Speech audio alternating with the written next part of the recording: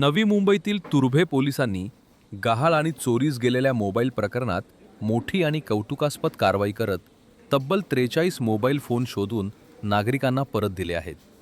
Turbhe police ठाण्याच्या हद्दीत वारंवार घडणाऱ्या मोबाईल हरवणं आणि चोरीच्या घटनांची दखल घेत पोलिसांनी तांत्रिक तपास, ट्रॅकिंग आणि सायबर मदतीच्या आधारे ही यशस्वी मोहीम राबवली. या कारवाईत सुमारे 9 लाख रुपये किमतीचे मोबाईल शोधून काढण्यात आले असून ते त्यांच्या मूळ मालकांकडे सुपूर्द करण्यात आले.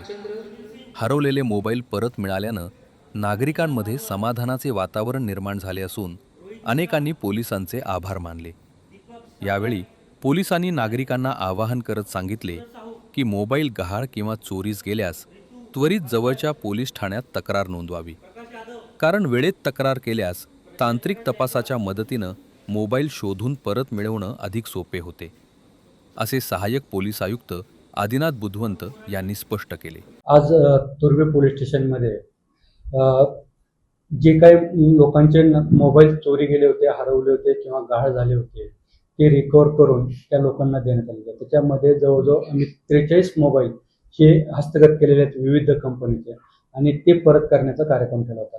त्याच्यामध्ये 43 मोबाईलची जी सर्वसाधारण किंमत आहे 9 लाख. आत्तापर्यंत हा तिसरा कार्यक्रम आहे. जवळजवळ 25 लाखाचे आत्तापर्यंत आम्ही मोबाईल परत केलेले आहेत. सर, एकंदरीत मोबाईल ट्रेस ते कसे केले जातात? हे मोबाईल चोरीला जातात का, म्हणजे नेमकं काय असतं?